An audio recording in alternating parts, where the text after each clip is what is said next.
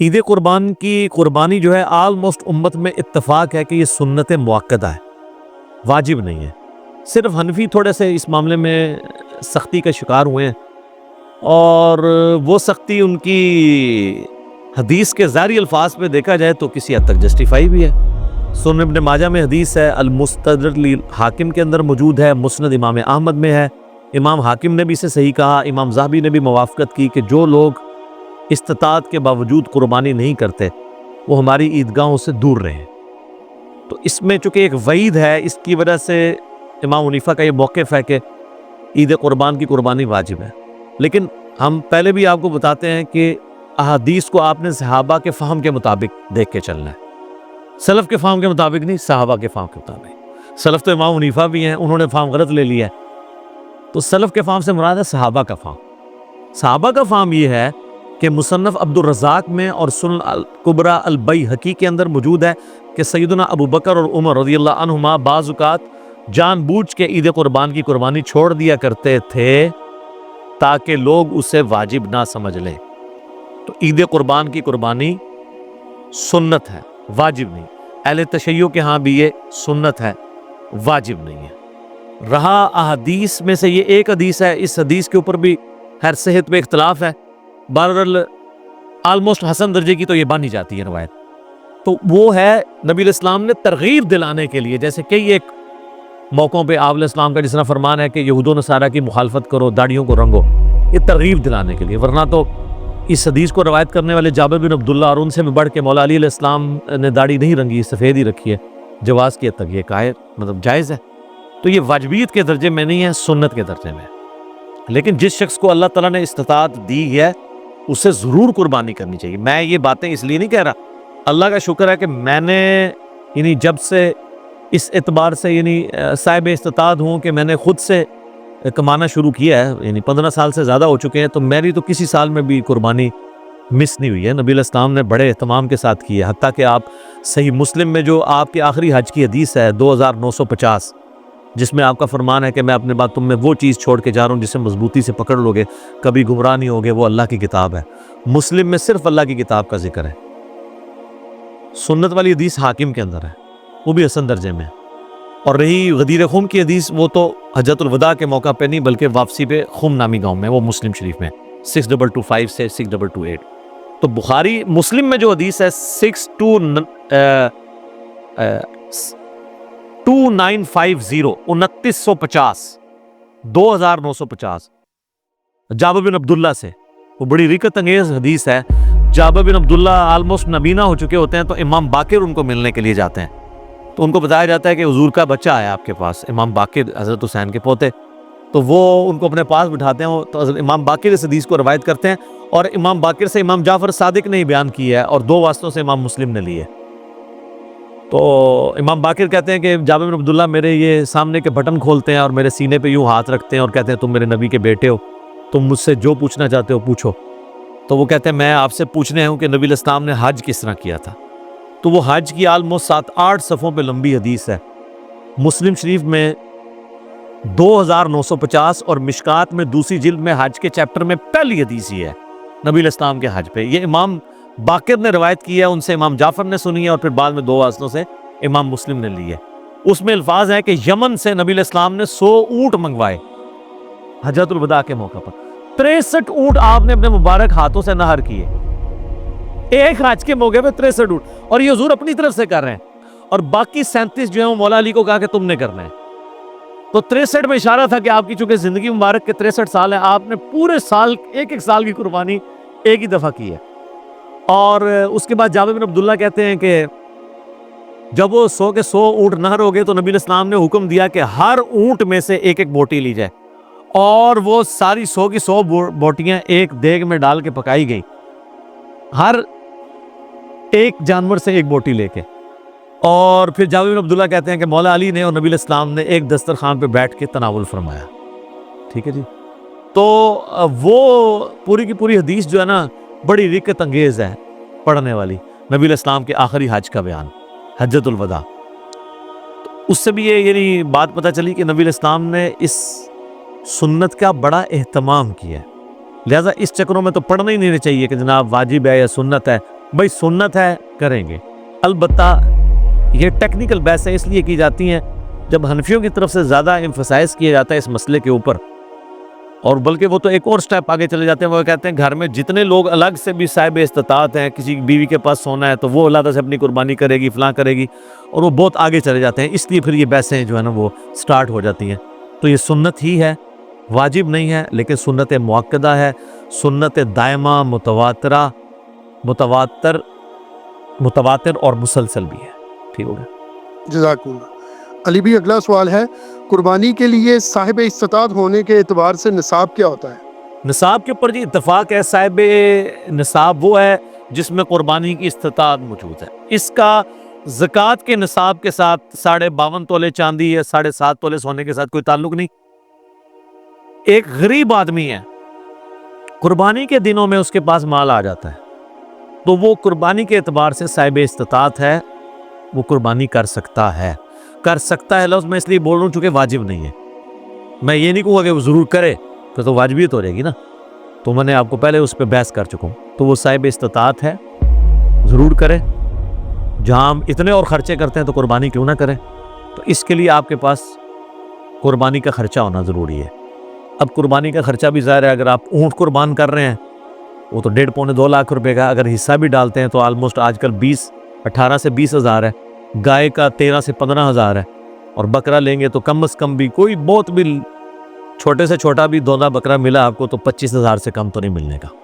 اللہ ہے کہ بہت آپ انٹیریئر پنجاب میں کہیں جنوبی پنجاب چلے جائیں تو پھر بھی 20-25 ہزار کا تو بکرا چاہیے. تو اتنی رقم آپ کے پاس اگر رقم آ جاتی ہے تو بجائے اس کو اور معاملات میں خرچ کرنے کے اور جا کے ایک کوئی LED سکرین کو 50 انچ کی اٹھا کے لے آئیں آپ گھر میں, پہلے بھی ہو 32 والی, وہ چھوٹی لگ رہی ہو, پیسے آ جائیں, کمیٹی نکلے تو یہ چیزیں چھوٹی لگنی شروع ہو جاتی ہیں.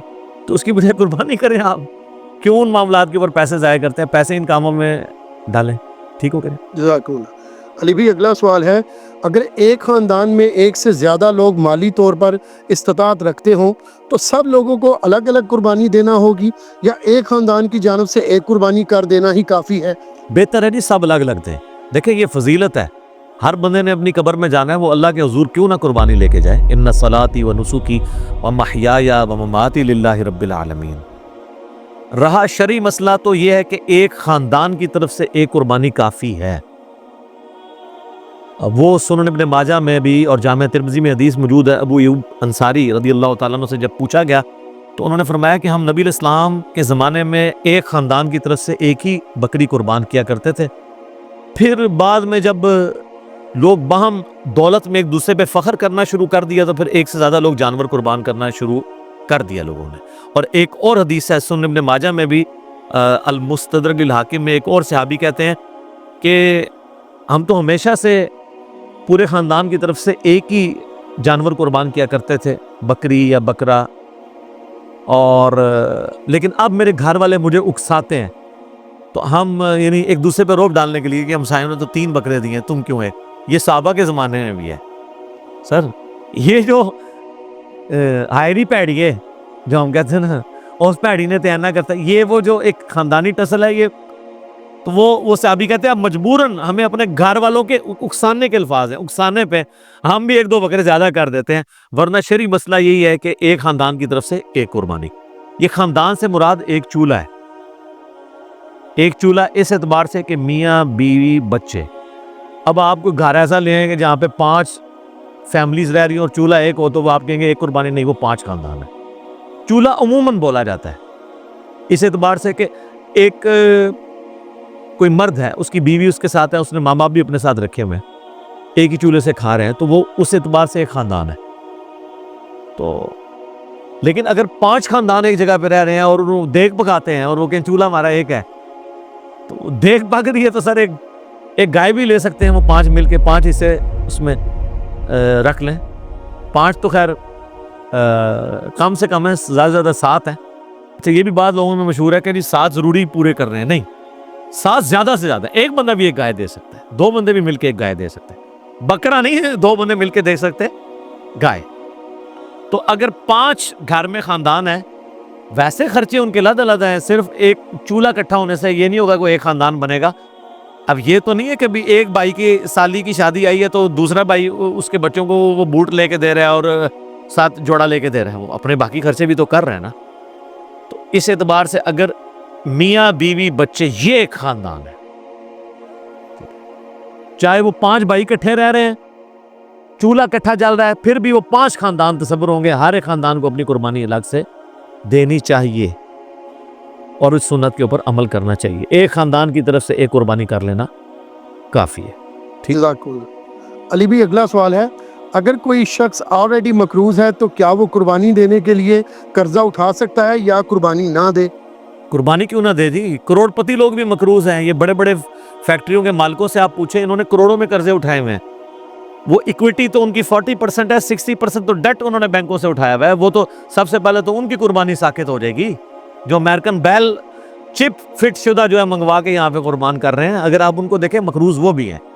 یہ قرضہ جو ہے یہ عارضی قرضہ ہے. یہ اس قرضے کو وہ قرضہ نہیں کہا جاتا کہ جس کی بنیاد پہ قرضہ یہ ہے کہ ایک بندہ قرضے کے تلے اس طرح دب گیا کہ اس کی 2 وقت کی روٹی محال ہو گئی ہے اور وہ روکھی سوکھی کھا کے گزارا کر رہا ہے، اس کو مقروض کہا جاتا ہے. کروڑ پتی لوگوں کو مقروض نہیں کہا جاتا. وہ تمہارے پرائم منسٹر صاحب بھی کہتے ہیں اتنی تنخواہ لے کے بھی کہ میرا مشکل سے چورا جلتا ہے. تو قربانی تو پرائم منسٹر میں بھی کوئی نہیں بن رہی ہوگی. اس طریقے سے اگر دیکھا جائے بڑے بڑے فیکٹری آنرز جو ہیں تو وہ اس طرح نہیں ہے. قرضہ اٹھا کے آپ کریں. یہ کمیٹی آپ نے قرضہ ہی تو ڈالی ہوتی ہے، کمیٹی ڈال لیں.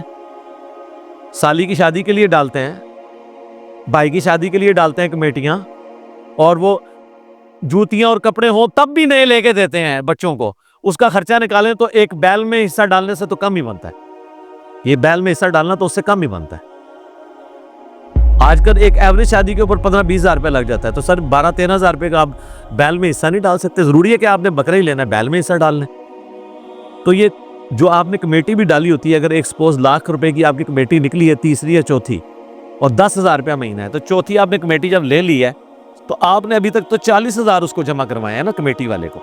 60,000 تو آپ نے بعد میں کرانے ہیں، لیکن لاکھ روپے آپ نے پہلے ہی اٹھا لیا ہے. تو 60,000 کے تو آپ بھی مقروض ہیں. تو پھر تو دنیا میں کوئی بندہ ہی نہیں بچے گا. لوگ اتنے بولے بن کے نہ کہتے ہیں. کئی لوگ پوچھ رہے ہیں جی قرضہ بھی ہے، زکوٰۃ بھی دینی ہے، تو قرضہ بھی جو مائنس کریں گے، اور مائنس بھی کتنے الٹے طریقے سے کرتے ہیں.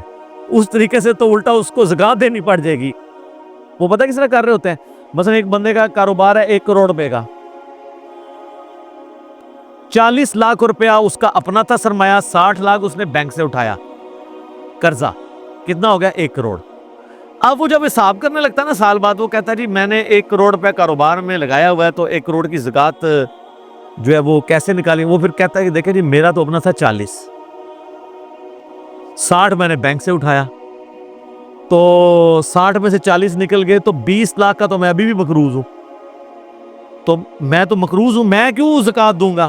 حالانکہ وہ بیوقوف بھول جاتا ہے کہ کاروبار میں اس نے 1 کروڑ لگایا ہوا ہے. یہ 60 لاکھ 1 کروڑ میں سے مائنس ہونے ہیں، 40 لاکھ میں سے نہیں مائنس ہونے. 40 لاکھ تو اس کا اپنا تھا نا، 60,000 اس نے قرضہ اٹھایا، تو ٹوٹل کتنا ہوا؟ 1 کروڑ.